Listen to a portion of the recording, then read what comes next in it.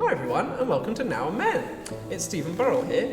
Today, Sandy and I are together in person with our guest for once in County Durham, where I live. Yes, hi everybody. We're with Richard Bliss, who's an artist and tailor based in the north of England. He's been a campaigner for LGBTQ plus rights and gender equality and was elected as Newcastle's first out gay city councillor in 1988.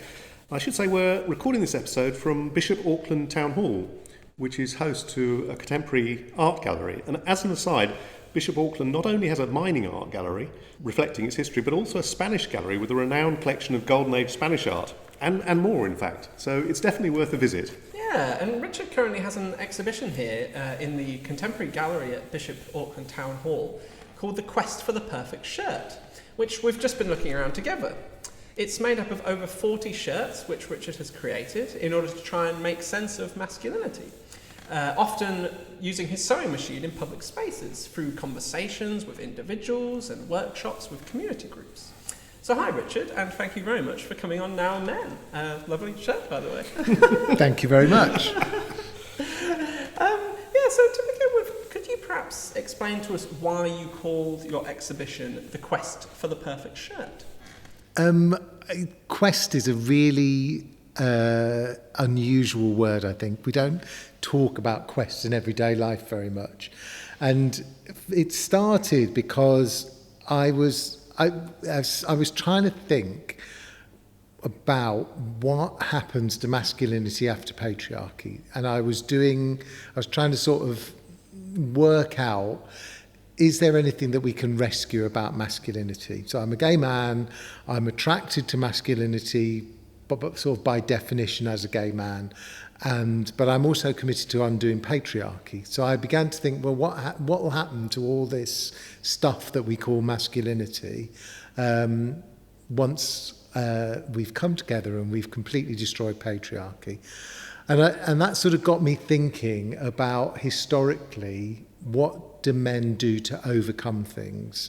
And if they've got this kind of monolithic thing that they have to overcome, what do they do? And I was thinking, well, they go on quests, don't they? So it's like knights go on a quest to kill a dragon, or in Greek mythology, they're constantly going on quests to go and kind of find out about a particular hidden thing or a thing that they don't understand. So I started to think about this idea of the quest story, and that made me start to look at contemporary questing. So I was really interested. I came across it actually, this film of men rowing across the Atlantic, and it was like they were going on this quest to, get from wherever they started in Spain and the Azores to get all the way across the Atlantic. And as I was watching it, I realised that as they got more and more kind of ground down by it, they became more and more emotional, and they were physical with each other, and they cried with each other, and they looked after each other. And I started to think, that's what happens. So men go on these great big physical quests that sort of prove their masculinity, and in proving their masculinity, they're sort of liberated from it to do these things that normally, as men, our masculinity prevents us from doing. So then I thought, I'll go on a quest to make a perfect shirt, because it's sort of throwing that whole thing upside down, because sewing is not seen as a quest. So it was slightly humorous, but I really am trying to make a perfect shirt. Well, that's interesting as well, isn't it, about the perfect shirt? Because I feel like that in itself, there are some issues there in terms of masculinity, aren't there? About like perhaps men might feel the pressure to be perfect in all ways. And yeah, was there anything which made you kind of have that? I'm glad that's exactly what it is, Stephen. So it's this, I think as boys, we get set up. Masculinity sets up an ideal. I mean, I don't think there's one masculinity anyway. There's multiple masculinities. But we get set these ideals of masculinity. And I think that's really problematic anyway. Well, I mean, I know, Sandy, you've talked about role models, and I think that's quite problematic, because I think it sets up another set of archetypes to sort of have to somehow strive for. So I wanted to really unpick that idea that anything can be perfect, but also men constantly are, it's masculinity that's driving us to have these false expectations of being perfect. Perfect at work, perfect at home, perfect in all these different ways. And none of us match up to it, and none of us achieve it. And that's the whole, tyranny of patriarchy as it affects men and obviously primarily women. So, yeah, it was deliberately in there to say, however much you quest, you're never going to achieve perfection. It is impossible. And also my idea of the perfect shirt is not going to be your idea of the perfect shirt. So to sort of put that across into masculinity, this sense of trying to be, all this new language about being a better man. Well, what is a worse man then? So I find all of that really difficult as language. And I couldn't find any language that I found particularly helpful or useful around the kind of masculinity that I think doesn't necessarily, what we now call a particular kind of masculinity, doesn't have to be completely thrown away, but there wasn't any language around it. So there were lots of things about perfection and imperfection in terms of making visual art rather than making text or something else, which we usually use to both construct and deconstruct masculinity. Well, I mean, having just had a look at the exhibition, the shirts are beautiful. And what was it that led you to want to focus on shirts as your kind of medium in the first place? Well, initially it was flippant because I was doing something else and I wasn't being as creative as I wanted to be. And another artist said to me, well, what is it, the typical artist question, what is it that you really want to make? Which we all ask each other when we're stuck. And I said, well, I really flippantly said, I just really want to make a perfect shirt. And so they said, well, then you just have to make it. And that was a good starting point, thinking, well, sometimes you have to do these things in order to kind of get yourself unstuck. So it started off that I really did want to just learn how to make things better. I'd always been interested in costume and clothing anyway, but I wanted to learn how to make it better. But as soon as I said that I was going to do this and that I was going to what were called dressmaking classes and magically became garment making classes when I joined them, people were really started to talk to me about loads of things to do with men because I said I was making shirts. And so they didn't focus on the shirts at all. They focused on the men that wore them. So I started to think, these could stand in really well for bodies and for all of these different embodied masculinities in a way that if I tried to write it, it would have just been too much and the words are not adequate. Do you want to say a bit more about your method? Because as I understand it, you work publicly very often. How does that play out? And what kind of reactions do you get? What kind of settings are you working in actually as well? Well, settings, I do it in all sorts of places. So sometimes invited. So I might be at a festival or people might be having an open day at a gallery or a museum or some kind of public event where they want kind of artists to be there. And quite often people will say, well, you would do a workshop, and I'll negotiate to say, well, no, but I'll do a public making and people can come and talk to me and see what I'm doing. And so they're the locations, but I also just sometimes get my sewing out and do it in public, which is slightly more scary because it's not a nicely controlled environment. The reason for doing it, so that's the where, the reason for doing it is to gather more, is to talk to more people about masculinity. Because, as I say, it is a bit weird and a bit magical, but people just tell me things that sometimes they say, I've never told anybody that before. I mean, well, maybe not. I've never had anybody say I've never told anybody.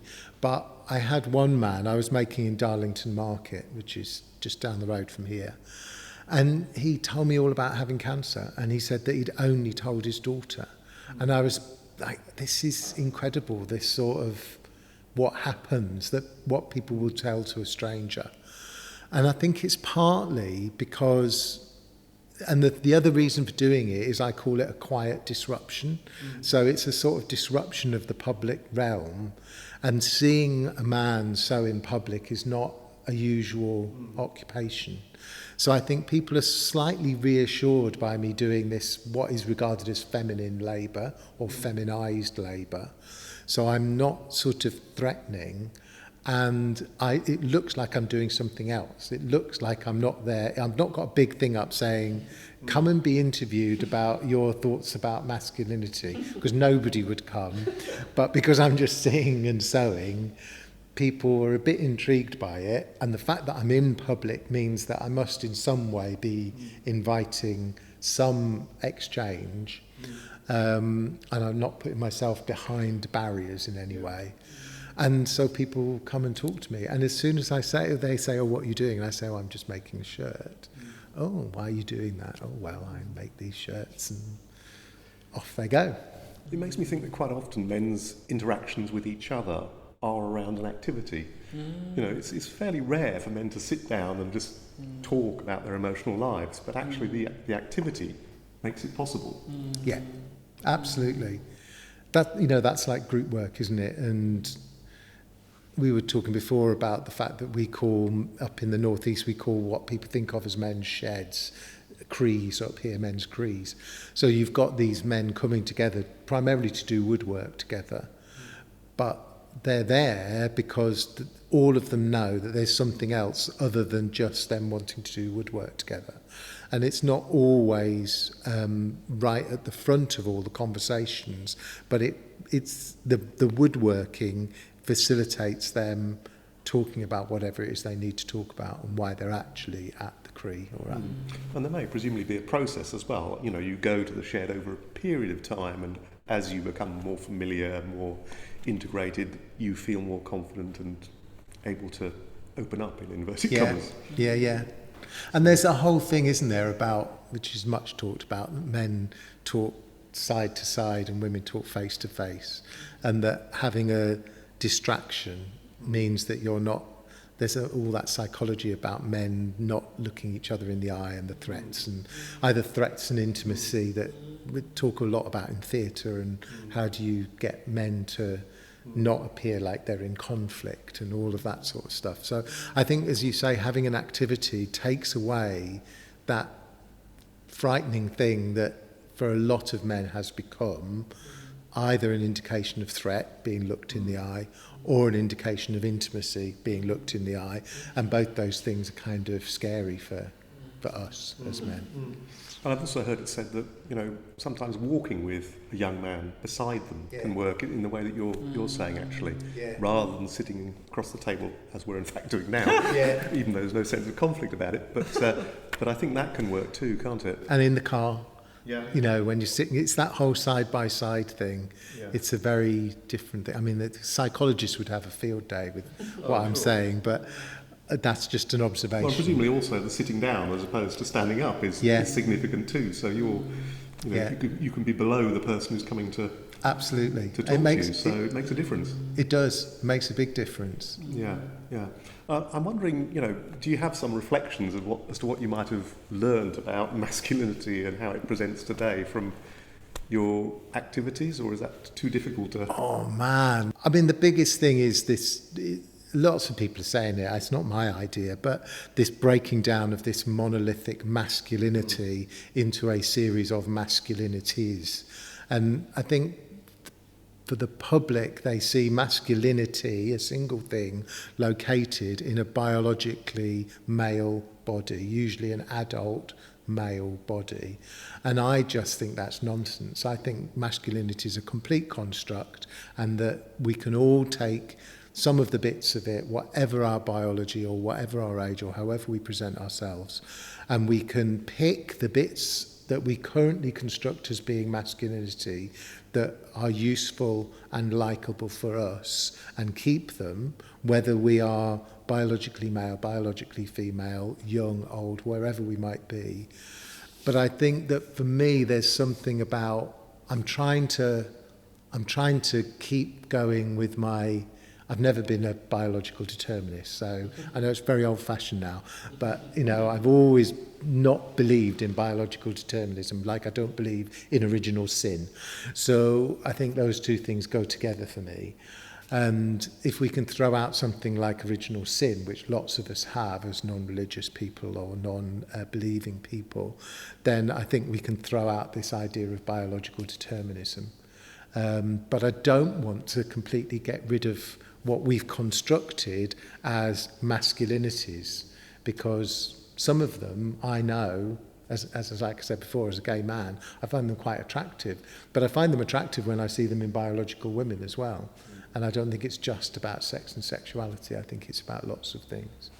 One of the things which struck me about it as well was the, I suppose, the kind of fragility and the vulnerability which was being expressed through these shirts, I guess, right? And how the shirts might often be a kind of a protection, a kind of armour, which I suppose clothes do serve that purpose for all of us to some extent, don't they? But perhaps especially for men. I mean, one of the pieces is called outer armour, isn't it? But I think that's... But also I was thinking about what you were talking about being in public with the sewing machine, and perhaps that is something I see a sewing machine and it feels quite comforting to me and friendly, and you associate it perhaps with home, and so maybe that's also why people feel comfortable to approach you, but yeah. Yeah, and I think they are. I think in a Western context that's exactly what they are. But I'm also interested in that idea.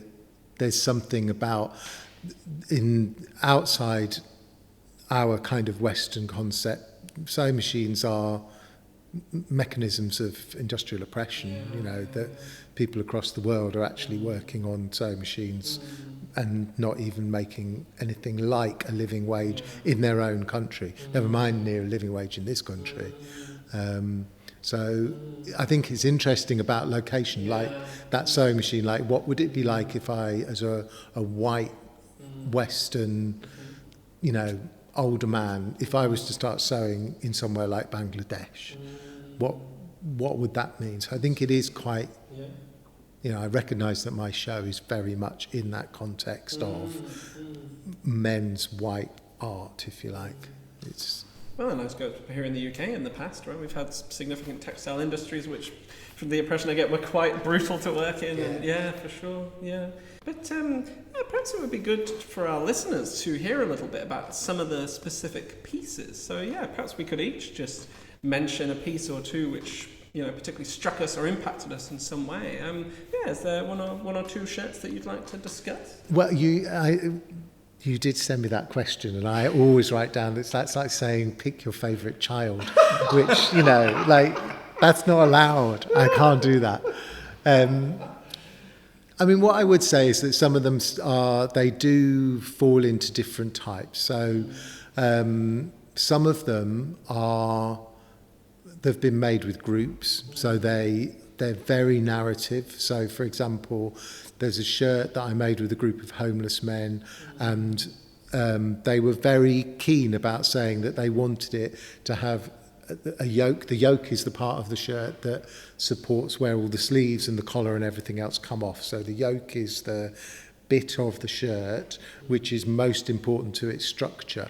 And when I was talking to them about how shirts are made, they wanted that to look like bricks. So that one, for example, has a corduroy brown back, and it's embroidered with rectangles on the back so that it looks like brickwork. And I wouldn't necessarily have been quite as kind of didactic or figurative as that, but those kind of shirts represent different people's ideas.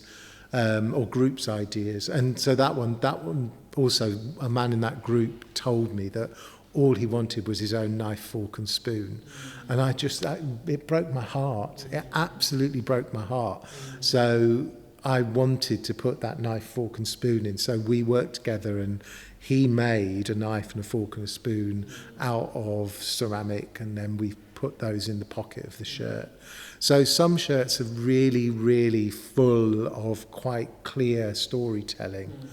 But some of them are really quite subtle, I think, and people can read into them anything they want. And they're probably more shirt-like than object-like.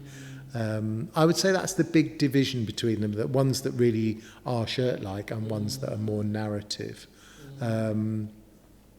But they're all doing their own little job in there of being part of a crowd of masculinity, and they're all chatting away with each other without us even knowing that they're doing it.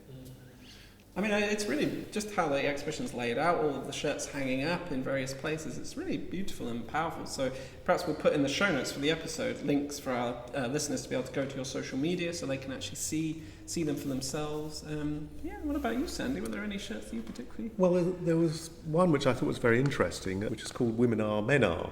And I'm not sure I can describe it as well as you probably can, to be honest, Richard, but it's kind of half pink, half blue, and then there are certain little words on little sequins, maybe, stitched onto each side. And, the words are quite interesting. I mean, it reminds me of that exercise that people very often do in school, where they get kids to say, women are like this and men are like that. And, but the words are interesting because they're not really necessarily the stereotypical words which you would associate with women and men. That's about as far as I can get without... Yeah, no, that's say a bit more about it? That's absolutely right. It's deliberately pink and blue, which are the immediate divisions that we place. And then we place all of what we ascribe to be feminine inside the pink, and all that we ascribe to be masculine inside the blue. And we do it, from birth. I find it fascinating that people are desperate to know what the gender of a baby is. Is it a boy or a girl? And it's the first thing it's the only thing you have to have on your birth certificate is your gender. And it's like, oh my God, why we're so obsessed with this. Does it really matter in that moment after a child is born? Well, clearly it does, because patriarchy is so strong. And so I wanted the shirt to start with that sort of really simple idea of pinks for girls and blues for boys, which we all think we've abandoned. But then we absolutely, as you say, there's often that exercise done where people get into biologically determined ideas of boys are like this and girls are like that, rather than seeing it as a construct. And then I think what happens is that we then start to put behaviours onto each other. And even if it's the commonest one for me is things like assertive and pushy. If you do exactly the same behaviour and you present yourself as being a woman and you say things and you say them in a particular way, you'll be told that you're being pushy, and you could then present exactly the same words in exactly the same way, and if you saw it was seen as being a man, you would be seen as being assertive. I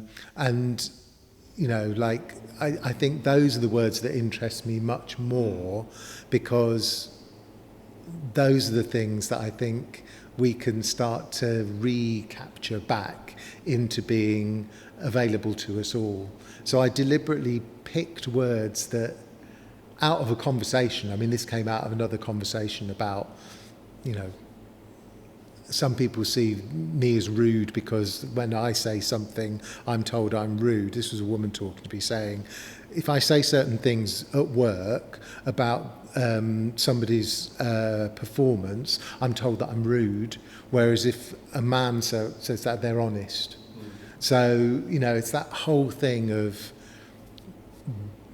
trying to deconstruct that and say, well, if it's all right to say it and honest is an okay word, let's just give honest to everybody, and stop saying that behaviour, when it's put into a particular body, is not acceptable. It made me also think of how we traditionally see pink as a women's colour and blue as men's colour, and as I understand it, many years ago, actually it was the reverse of that. It was, so, absolutely.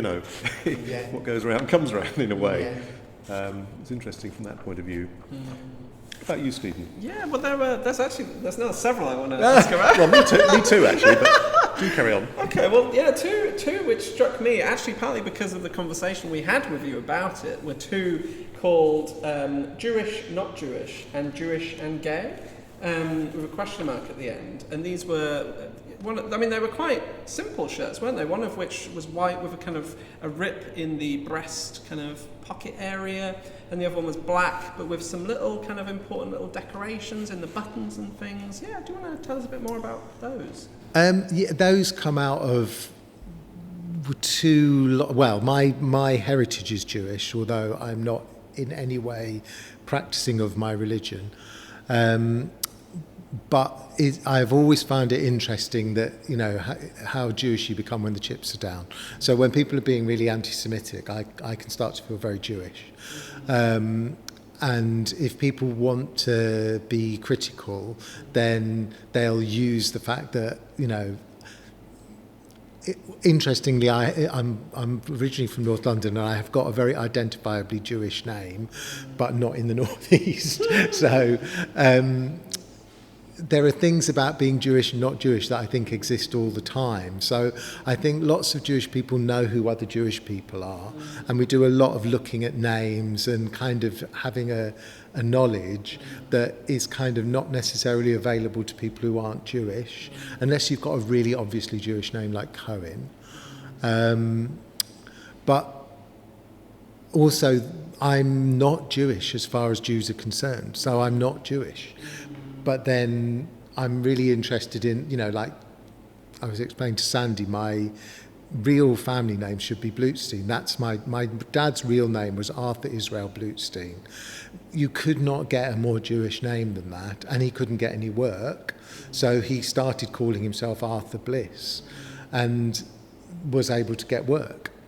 I mean, this was in the 1930s. So I was kind of interested in that idea that you could put on and take off this really powerful identity, either powerful because people wanted to do it down, or powerful because it might be useful in some sort of circumstances. And that sort of got me into thinking about the whole notion of what these shirts were doing anyway, in terms of these multiple identities of masculinity. And some time ago, I really wanted to try and make a shirt with some of the men who were in the Hasidic community in Gateshead, because when I came from London to Newcastle Poly at the time, one of the things that people said was, there's a big Hasidic community in Gateshead, so people, there are only a few in the whole country, London, Gateshead, Manchester. But because I'm gay, I couldn't get into that community. So that the men in that community didn't really want to work with me, because I won't compromise about talking about my sexuality. So that got me into this whole thing of Jewish, not Jewish, about me. And there's quite a lot of me in the show. And the one that is Jewish, not Jewish is a rent shirt, so it's deliberately torn. And amongst Orthodox communities, you tear your clothes when somebody dies. So again, it would be immediately recognisable to somebody from that community why that's happened and what that is. But if you're outside it, it's not as immediately available to you. And I do think it's quite a complicated thing to be a socialist and an international socialist and be gay and be Jewish and hold all of those multiple identities together. We're talking about it today when there is war again in Israel and Gaza. And I think those things are complicated to hold together. And I think the imagery that goes with that of men taking women captive and all of those things kind of say something about how masculinity is constructed in that part of the world, and the power of masculinity in that world in terms of how it then begins to affect geopolitics. So I had to put something in there. And of course, in terms of a religion, Judaism is weirdly mixed up in that it's matrilineal in terms of your heritage, but the honour all lies with having a firstborn son. So it's sort of complex around priority and importance around gender.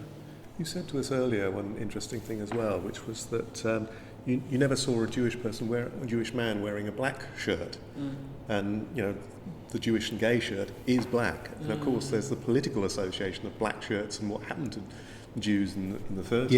Yeah. I mean, that was very deliberate because My dad was brought up in the East End of London in the 1930s. He was born in 1914. I mean, he's dead now, obviously, but he was born in 1914, so he lived right through that period of really massive anti-Semitism in this country. And it's not, you know, people label it all onto the black shirts. And I was saying, I said to you, Sandy, I don't think I'd ever seen a Jewish man in a black shirt, like a religiously Jewish man in a black shirt.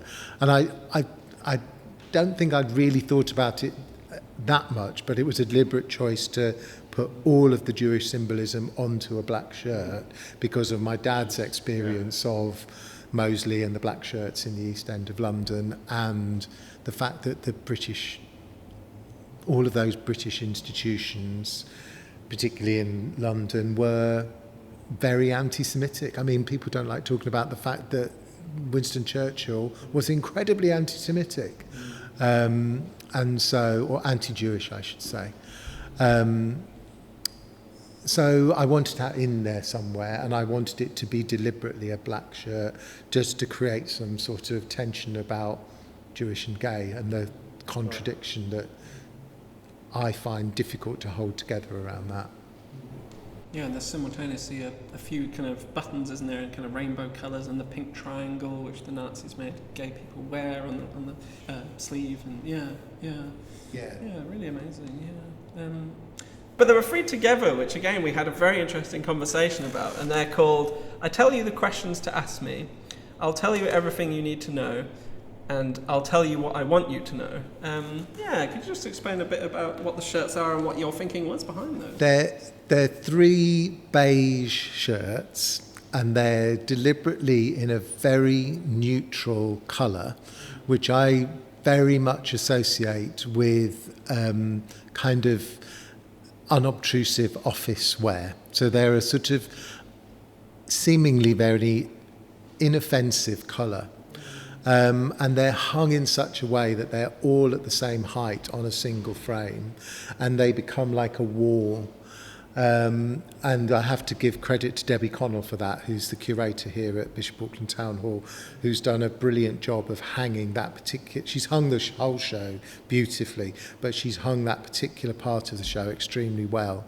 And those all come out of conversations with men who work in big institutions, where the men who hold power apparently are very open to questions being asked. You know, we want to have an open and conversational environment, and questions are good for growth, and unless we have a kind of questioning group of staff, we're never going to make any progress, and all of that kind of stuff that I have heard. I'm lucky not to be in that corporate world, but this particular person was still in the corporate world.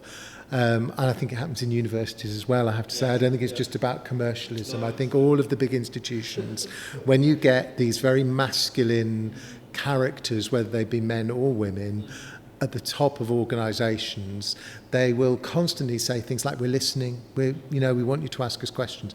If you actually ask those people the real questions that need answering, like,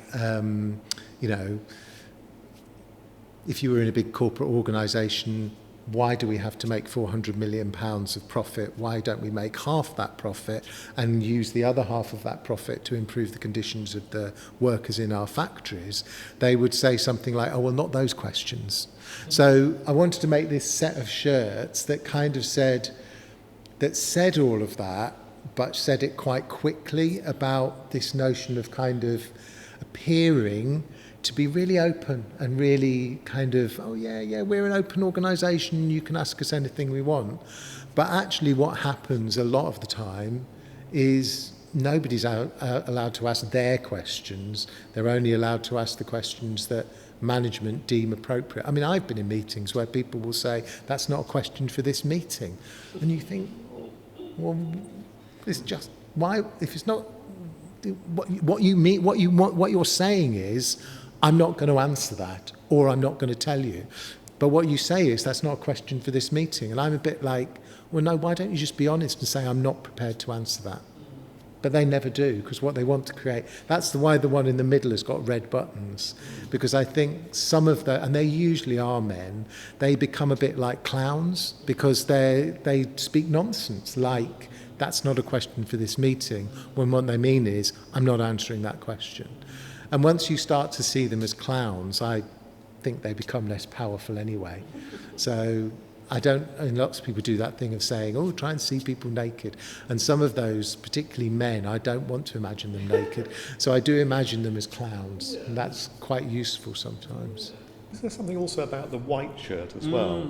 You know, and there's a history and tradition around that tended to be worn, I think, by those who are in the sort of higher classes, shall we say.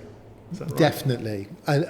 I did think about doing it on white shirts, but I wanted to sort of create this idea of corporateness. So I didn't want it to be, I wanted to have a colour in there, but I almost wanted to have a colour that didn't really appear, which is why I went for that sort of slightly nothingy beige colour, because it was trying to be inoffensive. Whereas I think a crisp white shirt says too much too quickly. Yeah, I was thinking whilst you were talking just there about, you know, the Thatcherite period. I associate that with a sort of pale blue shirt. Is that right? Yeah, I agree. I think they all started wearing pale blue shirts, and I think people like Tony Blair wore a lot of pale blue shirts. I think partly they started doing that because they got more aware of television, and they were all wearing white shirts, and white shirts burn on TV. They look dreadful. Yeah. If you wear a white shirt on TV under studio lights, it'll really burn through the lights. So wearing a pale blue shirt works much better in media terms. Oh, now you're talking, I'm thinking about David Steele, who used to wear those striped shirts, but they had a white collar. I used to really hate that. I thought, there's no way I can vote for this guy. Terrible, isn't it? But how interesting. His sartorial decisions make decisions. They do. They sway us. But yeah, I think a white shirt is a very powerful thing. I happen to really like white shirts. So I almost didn't want to do that because I think it would have spoilt them for me. Whereas if I put them in beige, I would never wear that colour, for example. So because it's my show, I can do what I want. Yeah. You said earlier about, you know, what it's like to be a man who is undertaking sewing, and, you know, textile art is not really a sort of medium that's necessarily associated with men very often. So what was it that, you know, made you get into this in the first place? I don't know. I mean, I really loved sewing since I was really little, to be honest. I've liked sewing. I think what I liked when I was little, as a child, was that idea that you could go from 2 dimensions to 3 dimensions really quickly and easily. So it was a medium that was quite exciting for me to make sort of objects and sculptural objects. So I really liked that. I did used to work in theatre, and I loved costume. I mean, you know, dressing up. That's basically, acting is just dressing up and learning somebody else's words. So there's an element of that sort of dressiness that I quite liked. But really, I find it such a useful way of talking about big things, because clothing in particular is something that's really available to us all. We all understand what it is, and we can read it at lots of different levels. So what you were saying about David Steele's collar and the stripiness, you know, we immediately, all of us do that all the time, that sort of thing of making judgments about people based on what they're wearing. And so the idea for me is that it's not the textile art in terms of the texture and form of textile. It's what I can do with cloth in making it into clothes in particular ways that begin to say a lot about the body and bodies in the world. So that's why I do it. So I'm not really coming at it from an art place. I'm coming at it much more from a sort of politics, sociology place, really, to try and get things that can stand in for the body. Right, because I wondered, I remember the sort of main period of HIV/AIDS, and there was the quilting that was done then. Yeah. You know, the memorial quilt, I think it was called. And I wondered if that had been part of you getting into it as well. No, although I do know people who had panels made for them. And Patsy Adams, who is still very involved with sustaining the history of the quilt, is from this region, and I knew Patsy in years gone by. And I do make... one of the first things I ever made was a quilt which was all made of ties. So I did sort of start in quilts, which I've still got, and I would really like to show that somewhere again. But yeah. And ties in themselves are kind of, masculinity symbol, aren't they? And you've got a shirt that, actually says something like, I don't have to have a tie. Yeah, why a tie? It's a short sleeve shirt made of quite a kind of what we would think of as kind of leisure wear fabric. So it's blue and burgundy check. And then it's got a red, the facing, which is where you would put the buttons in on a shirt. It's the bit that you put the buttonholes and the buttons in. That's the facing. Is in a different fabric, in a red rose fabric. And it's asking the question of why a tie. Because ties have gone out of fashion. And like the only people who now wear ties consistently are politicians and newsreaders. But they used to be really important, and I was told, this was another thing, the tie one came about because somebody explained to me that the tie had come from the ruff, and the ruff was about separating the brain and the body. So men wore ruffs in order to reinforce their importance of their brains ruling their body. And then the tie is a remnant from that period. But ties have gone, It still has the power to create controversy, doesn't it? I mean, if a newsreader doesn't wear a black tie and someone significant has died, then there's a terrible kerfuffle about it, isn't there? Yeah. I mean, and that's, that's the time we would wear a tie again, isn't it? As men, I guess so, yeah. We might be expected to wear a tie to a funeral. And if you didn't wear a tie to a funeral, particularly men of my age, it would be a bit... I would feel quite odd to not wear a tie to a funeral. The only other time I can think of that I've worn a tie was for job interviews, and that's interesting, isn't it? It's like, I'm asserting my masculinity in a context where I'm like trying to prove to you that you should employ me, and there can be kind of gender inequalities there, can't there? So that's interesting, yeah. And I think when women wear ties, they take on some masculinity. So in popular culture, women in ties are interpolating some masculinity. So it's a weirdly powerful thing for a very small piece of fabric. And that's why I wanted it in there. Yeah. The tie's interesting because, if I've been to job interviews, I haven't been to a job interview for a long time, but when I used to go, I felt more uncomfortable wearing a tie. Oh, God, absolutely. And yet I was trying to fit in. It's a sort of double bluff going on, it was quite tricky. And I suppose there are ways you can subtly try and challenge some of the masculine norms by having a tie which is pink or flowery, but still it is a tie, isn't it? So, yeah.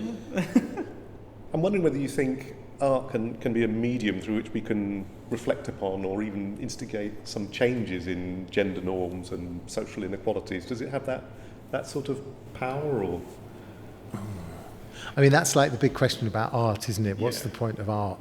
I don't think that's what art's for. I think if people see work and it inspires them to think differently or think about something more deeply, then that's worked as a piece of art. But I think if you set out with the intention of being that sort of didactic, you'll probably fail, and it won't be very good art. Or it'll become like that sort of, very propaganda art. Right. But your work does fit into a bit of a tradition of, trying to understand masculinity at the very least. I mean, if you think about someone like Grayson Perry, who, by the way, has written a very good book about masculinity called The Scent of Man, and been on public stages talking about masculinity a lot, made TV programmes. I mean, it's very much in the same territory, I think, what you're doing, isn't it? Well, I'm very glad to be in the same territory as somebody as good as Grayson Perry. But I suppose lots of people who are now in that kind of area of contemporary art are about trying to make commentary about what's wrong with the world.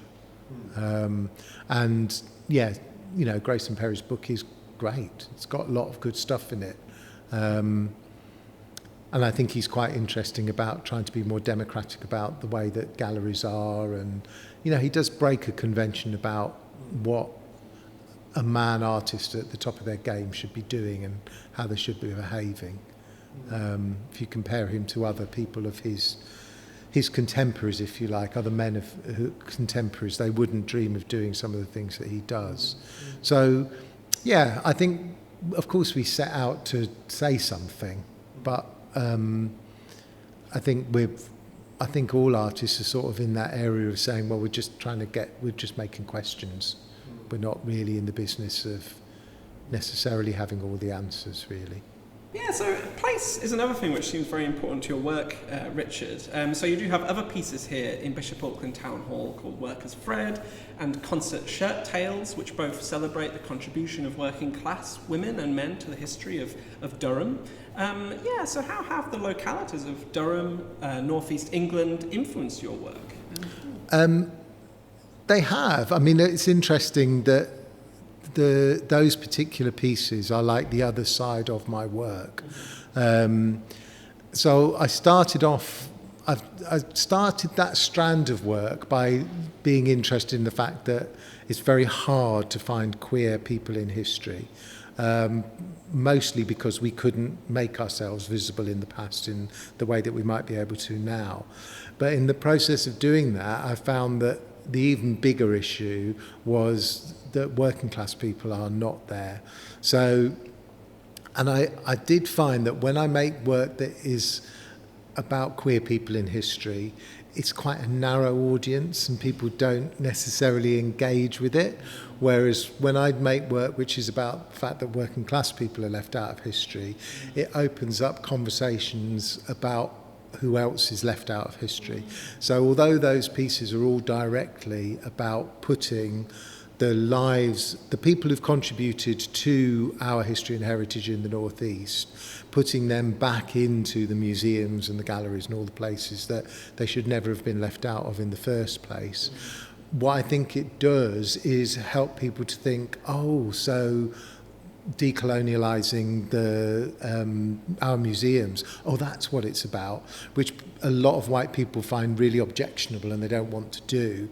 But when you start talking about putting things back in and putting things in a different way, I think it opens up a whole conversation about what's missing and why it's missing. And then if we start asking those questions about how our history is made, it gives us an opportunity to say, guess what, that's why the present looks the way that it does. But I talk about them as historic objects that never existed but should have been collected at the time they were made. So I'm trying to make these, they are nearly all clothing, but they're the clothing that belong to real people in history. And for example, if you go to a lot of museums, you might see something like a pair of gloves owned by Queen Victoria, and then next to it, it'll say, it might say something like cap. And you think, well, you know, that belonged to somebody and they obviously had a name and all of that sort of stuff. And you see it particularly, and I thought if I do it with clothing, it will really show up that stuff about objects. So if you look at particularly painting, it's paintings of posh people by usually increasingly wealthy white men. You know, why are there not photographs or paintings or pictures from people at the time? Because people have always captured themselves in imagery. You know, people have painted and drawn and done all those things. So I'm just sort of asking those questions, really.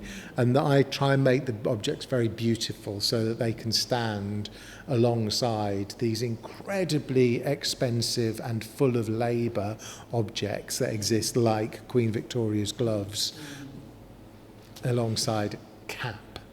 So, you know, and then it'll say, you know, a worsted man's cap, as typically worn by men in the northeast. And you kind of think, yeah, but also, unless that's brand new and never been worn, it's probably worn more than Queen Victoria's gloves, which she might not have even worn. You know, she was probably given a pair of gloves every single place she went to and never wore them, whereas that cap was worn by somebody who has a whole history and a whole story.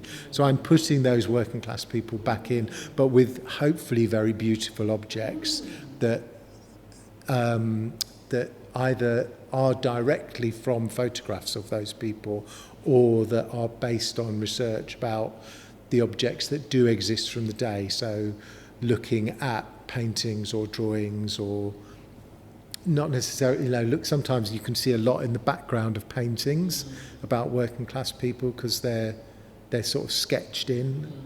But yeah, so that's what those objects are about. They're missing history objects. Did you want to say anything as well about Bishop Auckland, where the exhibition is based, which has a very interesting history and story, you know, things like religion over hundreds of years, and more recently deindustrialisation, poverty, Brexit, like the decline of the Labour Party's so-called kind of red wall, seats in northern England, and then we've also seen some investment in art and culture here recently from a wealthy benefactor. So it's got a very interesting story, hasn't it, Bishop Auckland? So yeah, do you want to say anything about why you know you felt it a good place for your exhibition, I suppose? Well, I think you said everything that needs to be said about Bishop Auckland, and I'm going to make no more comments on that. I mean, I'll be really honest. The show is here because Debbie Connell, who's the curator here, had seen other work of mine and wanted a show that she felt the general public could really engage with, and that's what my work is about. And this, whilst I think this show could go into a traditional white cube gallery, I think it would have a very different impact than being in a gallery that's really available to the public. So it's a fantastic gallery space, but it's right next door to a cafe, which is, you know, the Town Hall cafe is really well used. And Debbie has designed or been very, when she's been given opportunities to think about how the space should be organised, she's been really keen to not have barriers between different parts of the building. So she really encourages people who might not think contemporary art is for them to feel that they can come into the space. So there's no doors on the gallery. There's a big wall on one side, but there's no door, so you can just sort of peek in and see if you like it. And she was very keen for the show to come because she felt that it could operate on a number of levels. It is hopefully just a lovely thing to look at. So there's lots of colour, there's movement in it. You can do the thing of just picking which is my favourite shirt. You can imagine yourself into them. That's a really completely legitimate purpose for why I made the show, which is to entertain people and encourage conversation. But then you can start to read it on the other levels as well of what is there, particularly if you take the time to read the text pieces that are in it, or to sort of really look at the shirts as artistic objects and see the interplay between them. So we were in agreement really that it would work well as a show that could appeal to people who are interested in contemporary art, and also people who maybe didn't think they were interested in contemporary art but who just like to come and see something that is nice to look at for 15 or 20 minutes. And those are both completely legitimate reasons to come and see the show. It's worth mentioning as well, it's right next to a famous piece of art, isn't it, by the artist Norman Cornish, and he was a miner, and it's about Durham Miners' Gala. So County Durham being a place with a big mining history, big trade union history, and this huge event, Durham Miners' Gala. I think it's the largest trade union gathering in Europe, isn't it? And obviously textile's a big thing there as well, with the beautiful miners' banners. So I think it's really, and obviously there's lots of issues there too with masculinity and mining. So yeah, it's a really great kind of juxtaposition in a way, isn't it? Yeah. And of course the coat that's in Workers' Thread is made of a fabric which is designed out of miners' banners, just to try and, exactly as you say, that masculine trade union history, whereas Newton Aycliffe was built primarily on the labour of women in light industry, and they were very instrumental in setting up the trade unions that were part of that light industry, but their history is often overlooked. So That coat is a copy of a coat from the 1950s where there's a photograph of these women with their Labour Party women's section banner in Newton Aycliffe. But in all of the history of Newton Aycliffe that I've read, I never hear about these women pioneers. It's like you hear about the Aycliffe Angels, thousands of women making munitions in Newton Aycliffe, and then beverage, and nothing about these women that were among the 346 pioneers. There were over half of them were single women, and they did things like give up the fact that they gave up having houses built in order to have a nursery and a community centre built. And I think those are the things in history that need celebrating. So I made their coat. Oh, I thought also there was something about celebrating craft workers really in your work. You know, yeah, I think there like is. There is. I mean, I think craft is really, like most fine artists, don't see craft as being particularly important. Craft is downgraded next to art, and what I do is make art through craft. I think now we've broken those barriers much more, but yeah, even now, you know, painting's at the top of the game. If you're a great painter, then you're a great artist. And where do you go from here? I mean, you know, has the quest for the perfect shirt, you know, left you feeling hopeful about social change and where we're going, or where are you going yourself? Oh, blimey, has it left me feeling hopeful about social change? Unfortunately, I think we're going backwards at the moment. I'm really concerned about that, and I think that a lot of the stuff that I started to see in the 1980s,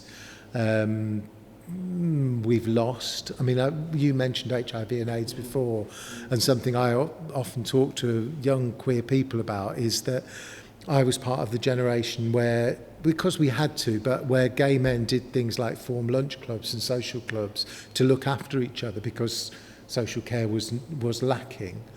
And I think that's really disappeared. And I think that's really sad that we didn't hang on to the collective elements that were happening then about care for each other. So I think we talk a lot about it, but my sense of there being action around this stuff, I think, is not there, sadly. Of course, I've got hope. I believe in humanity, and I believe that people want to make the world a better place. And whether or not my work contributes that, I don't know. But the next thing I'm looking at is older gay men and the invisibility of us. So that's what I'm starting to think about now, having made this very visible kind of body thing. I'm now trying to think about, so where is the older gay man's body in the world, and what does that look like? Because it's such a bodied culture. Gay man's culture is so much the cult of the body, and once you have an aging body, then you're not part of the cult of being an attractive gay man anymore. So I started to think, I'll do something with that. You made me think about when I was doing some work some time ago now, actually, on the needs of older men in general, and talking to some gay men who said, you know, going into an old people's home or equivalent was like going back in the closet, actually, you know, because their needs and identity weren't recognised. No. So I think you're very right that there's a lot to do there as well, isn't there? Absolutely. I mean, I've been in care homes where the conversation always starts with, you know, so when did you get married? And let's look at the wedding photos. And it's like, okay, well, I know in this room there are going to be some gay men. And it's amazing when you're out, how suddenly, look, there are lesbians and gay men here. We never knew they were there. I'm sort of doing it for myself because I'm now 60 plus. So, and I'm just interested in, am I disappearing? Well, it sounds like I might have to invite you back for another episode in due course, Richard. But yeah, I think we're going to have to stop there. Our time has sadly run its course. Yeah. But thank you so much for coming on the podcast and talking about your, you know, exhibition. It was so fantastic. I really enjoyed seeing the shirts, talking to you about the shirts, learning from your experience, so thank you. Thank you, and thank you for making these podcasts. They are great. I'm going to say, if you haven't listened to the other ones, listeners, go back and listen to them because they're really interesting. And if you don't want to have to read loads of stuff, sometimes you can hear about a whole really interesting thing in an hour. There's one by Bob Pease, which I'm going to say, because I listened to it. It's really, really interesting. And you get the thing of something that might take you years to read in books in about an hour. Well, and while we're here, we should say as well, if you find yourself in the vague vicinity of Bishop Auckland, come and see Richard's exhibition, because it's brilliant, and it's around for another month or so, I think, isn't it, till November?